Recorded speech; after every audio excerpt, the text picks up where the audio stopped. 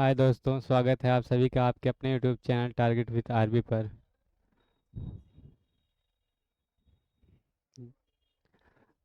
जैसा कि आप लोगों को पता है कि इस चैनल पर डीएलएड के क्लासेस चल रही हैं, उसी श्रृंखला में मैं विज्ञान विषय को लेकर आया हुआ हूँ। इसमें जो बहुविकल्पी प्रश्न है उसको आज हल कराने चल रहा हूँ। तो चलिए देखते हैं पहला प्रश्न।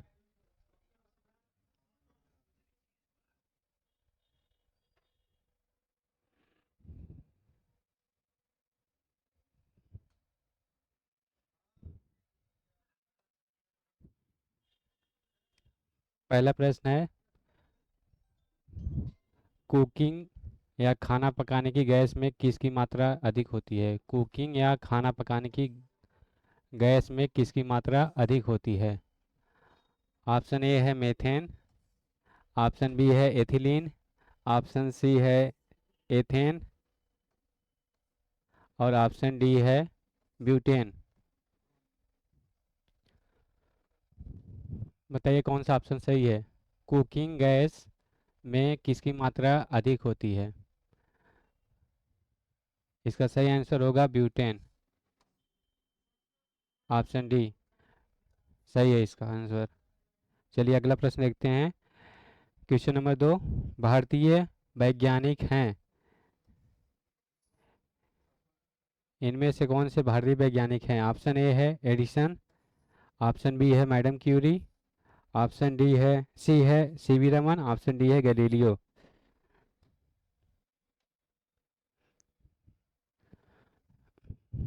थॉमस अल्वा एडिसन जो थे विद्युत बल्ब का आविष्कार किए थे, विद्युत बल्ब का। और मैडम क्यूरी थी जो, वो पोलैंड की वैज्ञानिक थी। इन्होंने रेडियम और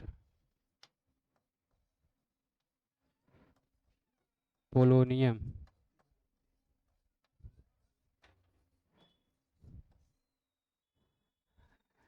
ये दो रेडियो एक्टिव पदार्थ हैं, इनकी खोज की थी। इसका उपयोग जो है कैंसर के उपचार में किया जाता है। और ये भारतीय वैज्ञानिक है सीवी रमन। यही ऑप्शन सही है इसका। और गैलीलियो हैं, दूरबीन की खोज किए थे।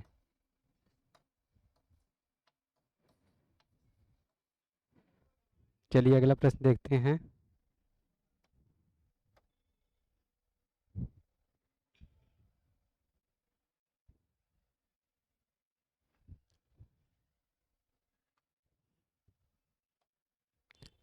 मास्टर ग्रंथि कहलाती है,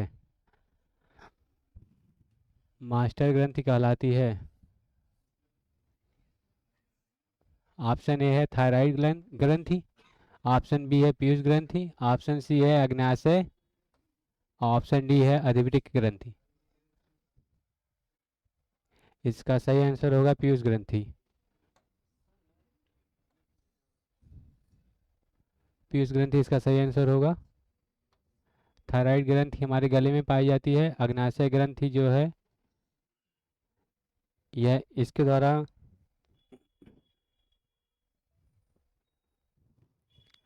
ब्लड में शुगर लेवल को मेंटेन किया जाता है और पाचन में यह सहायता करती है। इसके द्वारा इसमें दो प्रकार की सेल्स पाई जाती हैं, अल्फा सेल, अल्फा और बीटा।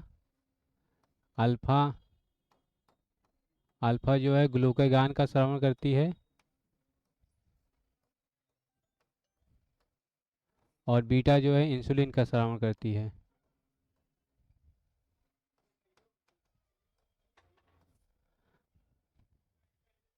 अधिवृक्क जो है यह हमारे किडनी के ऊपरी भाग में पाई जाने वाली एक ग्रंथि है। चलिए अगला प्रश्न देखते हैं।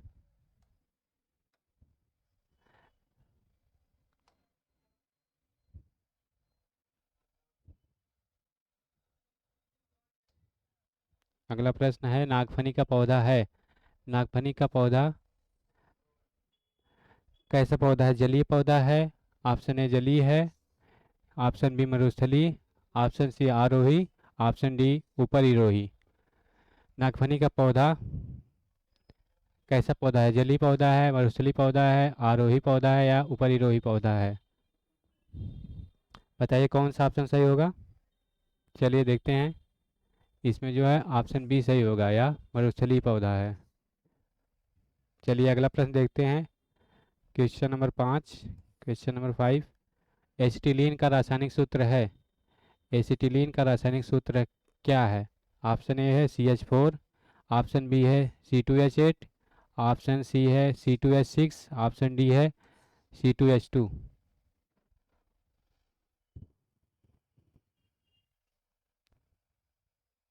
बताइए कौन सा ऑप्शन सही है। एसिटिलीन का रासायनिक सूत्र क्या है। ये मेथेन है।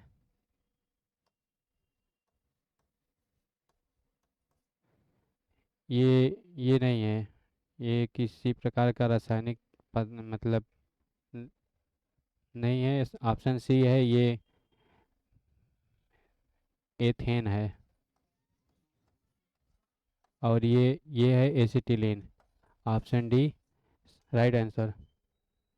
चलिए अगला प्रश्न देखते हैं। Question number 6। निकट दृष्टि दोष को दूर करने के लिए प्रयोग किया जाता है। निकट दृष्टि दोष जो है, इसको दूर करने के लिए किसका प्रयोग किया जाता है। ऑप्शन ए है उत्तल लेंस, ऑप्शन बी है उत्तल दर्पण, ऑप्शन सी है अवतल लेंस, ऑप्शन डी है अवतल दर्पण। बताइए कौन सा ऑप्शन सही होगा। देखिए, एक होता है नीय दव। नीय से होगा निकट दृष्टि दोष।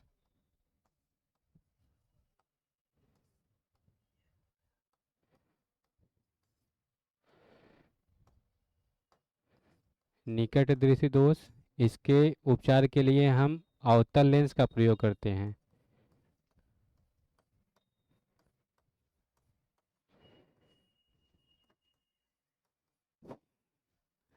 और दव से होता है दूर दृष्टि दोष।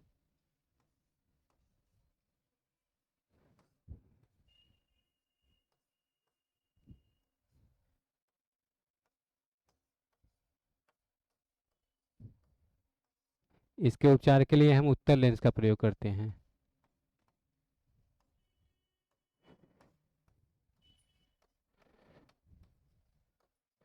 तो इसमें कौन सा ऑप्शन सही होगा। निकट दृष्टि दोष में अवतल लेंस का उपयोग करते हैं। चलिए अगला प्रश्न देखते हैं। समुद्र तल पर दाबमापी के पारे की ऊंचाई होती है। समुद्र तल पर दाबमापी के पारे की ऊंचाई कितनी होती है। ऑप्शन ए है 80 सेंटीमीटर, ऑप्शन बी है 76 सेंटीमीटर, ऑप्शन डी है 60 सेंटीमीटर, ऑप्शन डी है 100 सेंटीमीटर। बताइए कौन सा ऑप्शन सही होगा। इसका सही ऑप्शन होगा ऑप्शन बी 76 सेंटीमीटर। चलिए अगला प्रश्न देखते हैं।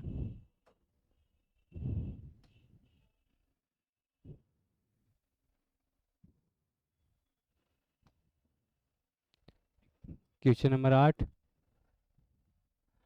निम्नलिखित में से पत्ती के अंग नहीं है। मतलब पत्ती से संबंधित इसका अंग कौन सा नहीं है, ये बताना है। ऑप्शन ए है पर्णाधार, ऑप्शन बी है पर्णवेंत, ऑप्शन सी है पर्वसंधिया, ऑप्शन डी है पर्णफलक।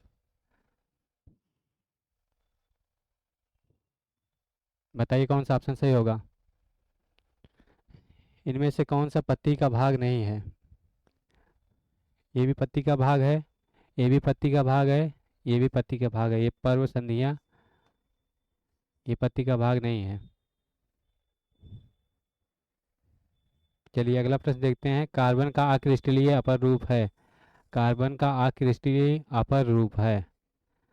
इनमें इनमें से कौन सा कार्बन का अक्रिस्टलीय अपर रूप है। ऑप्शन ए है ग्रेफाइट, ऑप्शन बी है क्लोरीन, नहीं ये फ्लोरीन है।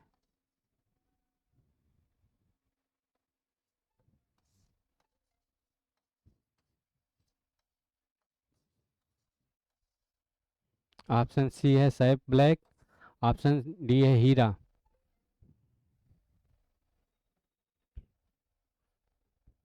बताइए कौन सा ऑप्शन सही होगा इसका।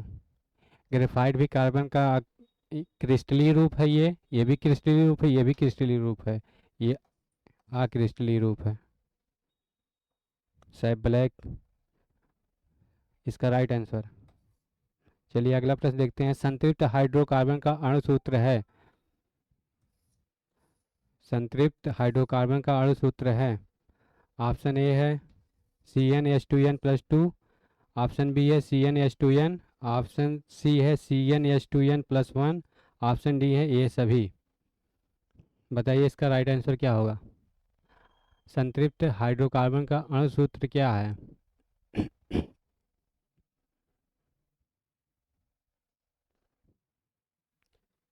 संतृप्त हाइड्रोकार्बन का अणु सूत्र CnH2n है।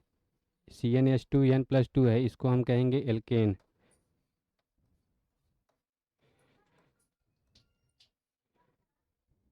ये संतृप्त हाइड्रोकार्बन का अणु सूत्र होता है। एल्कीन और एल्काइन जो होते हैं,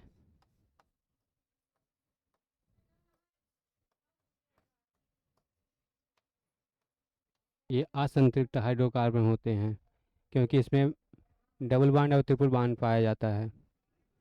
चलिए अगला प्रश्न देखते हैं।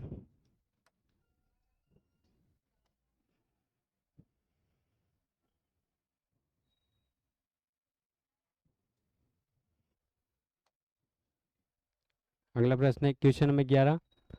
एल्यूमिनियम कार्बाइड पर जल की क्रिया के द्वारा कौन सा हाइड्रोकार्बन उत्पन्न होता है।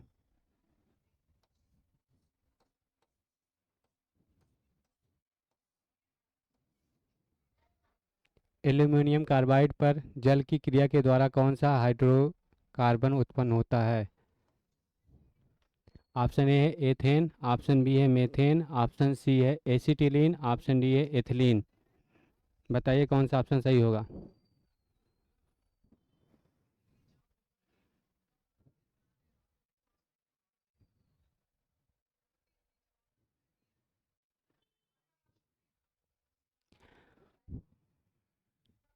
एल्यूमिनियम कार्बाइड पर जल की क्रिया के द्वारा मेथेन प्राप्त होता है। मेथेन का फार्मूला CH4।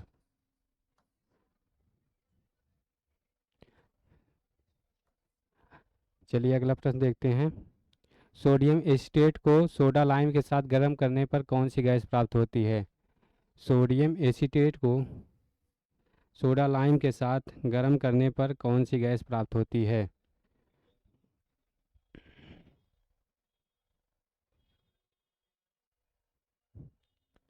सोडियम एसीटेट होता है CH3COONA।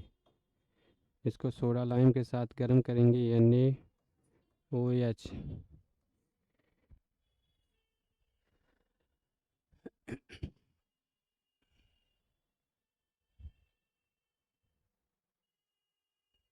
यहाँ पे हमें मेथेन प्राप्त होगा। ऑप्शन ए था ethylene, option B methane, option C था एथेन। तो इसमें क्या बनेगा, methane. Methane is right answer. Option B सही आंसर है इसका।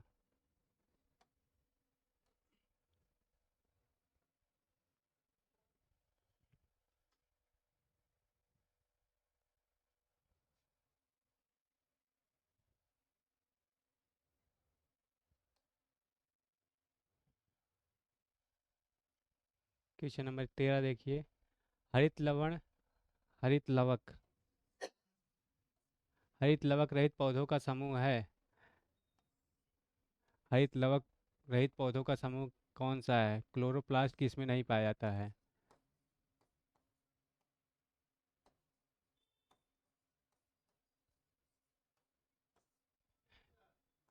ऑप्शन ए है शैवाल,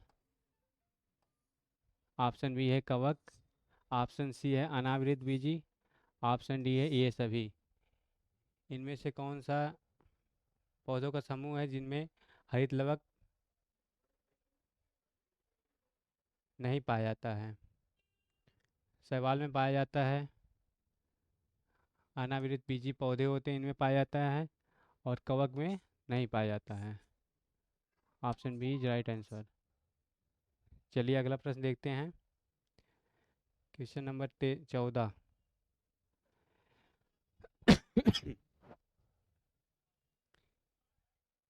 किसी वस्तु द्वारा प्रति सेकंड किए गए कंपनों की संख्या, प्रति सेकंड किए गए कंपनों की संख्या को क्या कहते हैं? ऑप्शन ए है आवर्तकाल, ऑप्शन बी है आयाम, ऑप्शन सी है आवृत्ति, ऑप्शन डी है इनमें से कोई नहीं। चलिए बताइए कौन सा ऑप्शन सही होगा। किसी वस्तु द्वारा प्रति सेकंड किए गए कंपनों की संख्या क्या कहलाती है?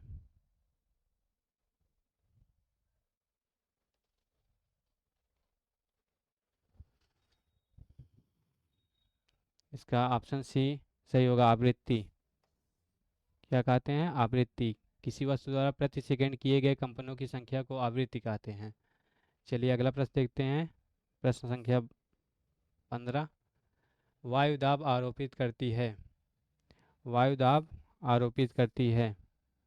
ऑप्शन ए है केवल ऊपर की दिशा में, ऑप्शन बी है नीचे की दिशा में केवल, ऑप्शन डी है चारों दिशाओं में, ऑप्शन डी है किसी दिशा में नहीं। बताइए। वायु दाब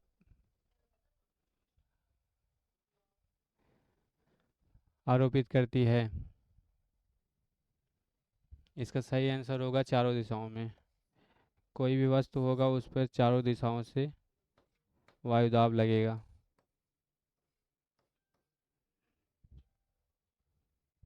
चलिए अगला प्रश्न देखते हैं। निम्नलिखित में से अक्रिस्टलीय कार्बन के अपर रूप हैं। निम्नलिखित में से अक्रिस्टलीय कार्बन के अपर रूप हैं। ऑप्शन ए है ग्रेफाइट, ऑप्शन बी है हीरा, ऑप्शन सी है सुगर चारकोल, ऑप्शन डी है फ्लोरीन। बताइए कौन सा ऑप्शन सही होगा।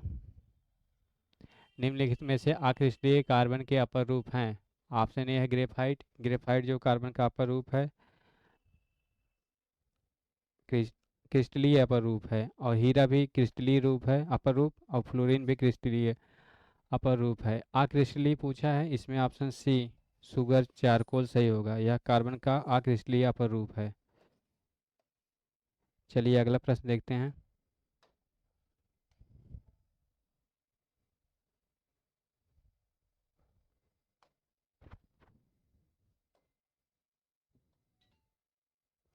अगला प्रश्न कुक्कुट पालन संबंधित होता है। कुक्कुट पालन, कुक्कुट पालन किससे संबंधित है?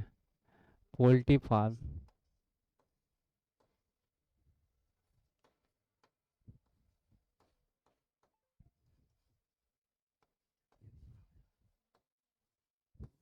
ऑप्शन ए है कबूतर से, ऑप्शन बी है मुर्गी से, ऑप्शन सी है कोयल से, ऑप्शन डी है कंगारू से। तो बताइए इसमें कौन सा सही होगा। कुक्कुट पालन पोल्ट्री फार्म किससे संबंधित है? इसका सही आंसर होगा मुर्गी पालन से। चलिए अगला प्रश्न देखते हैं। एक दोलन पूरा करने में लगा समय कहलाता है। एक दोलन पूरा करने में लगा समय क्या कहलाता है? ऑप्शन ए है आवर्तकाल, ऑप्शन बी है कंपनिक गति, ऑप्शन सी है दोलन गति, ऑप्शन डी है आवृत्ति। बताइए कौन सा ऑप्शन सही होगा। एक दोलन पूरा करने में लगा समय क्या कहलाता है?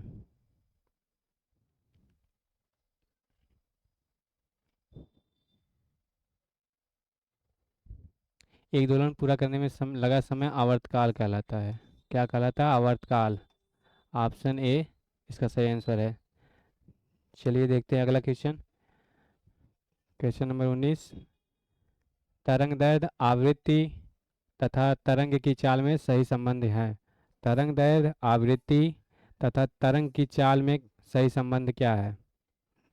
ऑप्शन ए है n equal to lambda upon nu, option B है nu equal to n upon lambda, option C है lambda equal to nu upon n, option D है lambda equal to n upon nu. बताइए इसका सही answer क्या होगा। 19 number, तरंग दैर्ध्य आवृत्ति और तरंग की चाल में संबंध। इसका सही आंसर होगा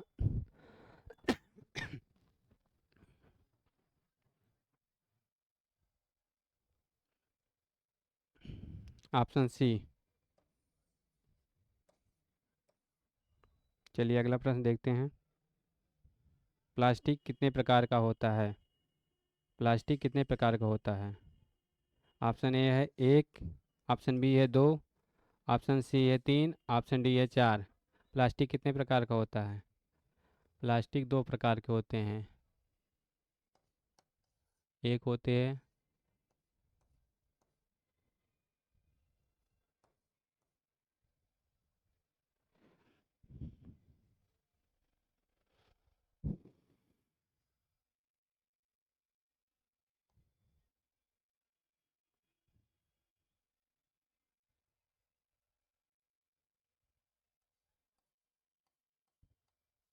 थर्मोप्लास्टिक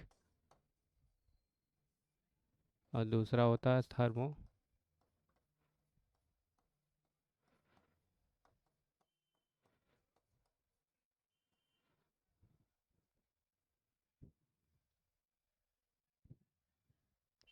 थर्मोसेटिंग।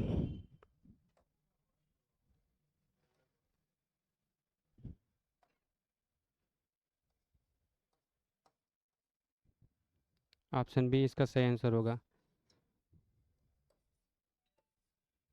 चलिए अगला प्रश्न देखते हैं।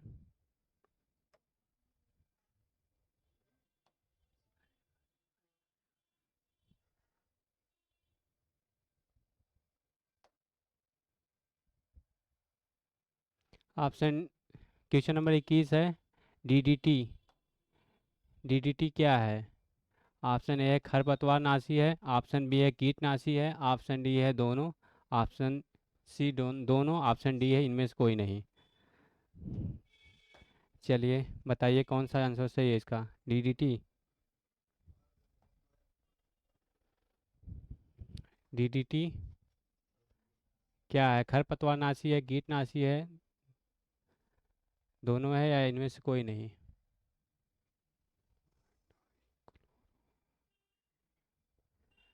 डीडीटी है। डीडीटी का पूरा रूप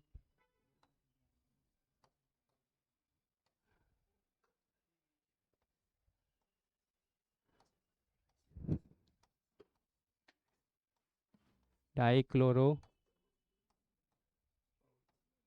डाइफेनिल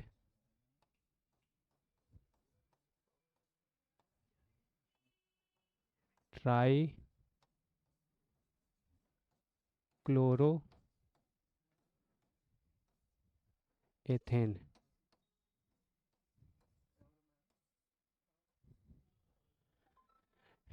डीडीटी का पूरा नाम है डाइक्लोरो डाइफेनिल ट्राइक्लोरोएथेन।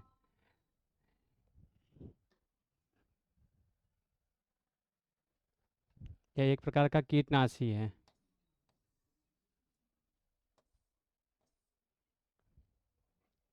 चलिए अगला प्रश्न देखते हैं। क्वेश्चन नंबर 22, 22, 24D है। 24D। 24D क्या है? ऑप्शन ए खरपतवार नाशी है, ऑप्शन बी कीटनाशी है, ऑप्शन सी दोनों, ऑप्शन डी इनमें से कोई नहीं।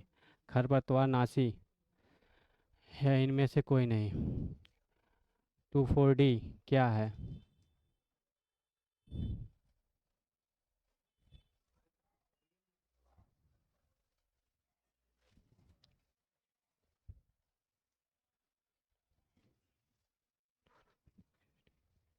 24D को कहते हैं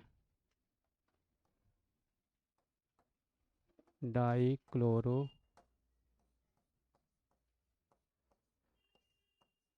फेनॉक्सी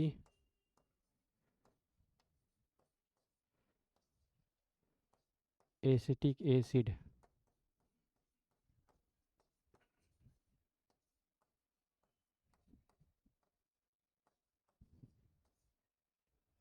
यह जो है खरपतवार नाशी होता है। ऑप्शन ए खरपतवार नाशी। चलिए अगला प्रश्न देखते हैं। कोशिकीय क्रियाओं में सामान्य रूप से सामान्य तुरंत उपयोगी ऊर्जा युक्त पदार्थ है।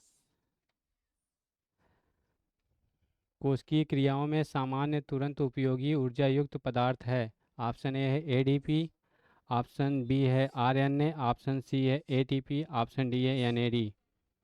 बताइए कोशिकीय क्रियाओं में सामान्य तुरंत उपयोगी ऊर्जा युक्त पदार्थ है। इसका सही आंसर होगा एटीपी। एटीपी को ऊर्जा की मुद्रा कहते हैं।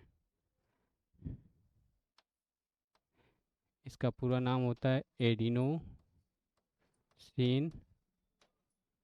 Try phosphate.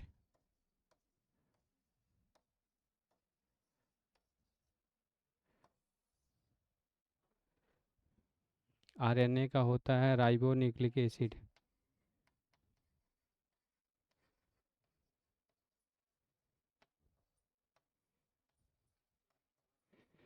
और एडीपी क्या होता है? एडिनोसिन डाइफास्फेट होता है। चलिए अगला प्रश्न देखते हैं।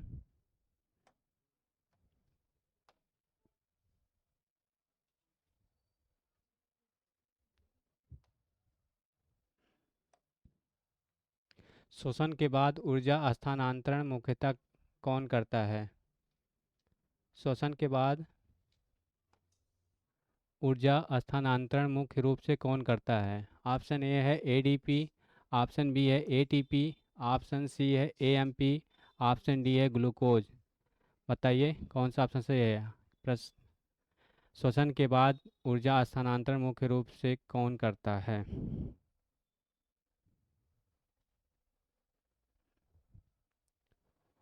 शोषण के बाद ऊर्जा स्थानांतरण मुख्य रूप से कौन करता है? इसमें जो है एटीपी सही होगा। श्वसन क्रिया के दौरान जो ऊर्जा मुक्त होती है वह हमारे शरीर में एटीपी के रूप में स्टोर होती है। एटीपी का पूरा नाम एडिनोसिन ट्राइफास्फेट होता है। एडीपी है एडिनोसिन डाइफास्फेट, ये मोनोफास्फेट। चलिए अगला प्रश्न देखते हैं। जल प्रदूषण का कारण है, जल प्रदूषण का कारण है ऑप्शन ए है कीटाणुनाशक पदार्थों की, ऑप्शन ए कीटाणुनाशक पदार्थों का खेतों में छिड़काव, ऑप्शन बी है धुआं, ऑप्शन सी है स्वतः चालित निर्वातक, ऑप्शन डी है हवाई जहाज। बताइए कौन सा ऑप्शन सही होगा? जल प्रदूषण का कारण है,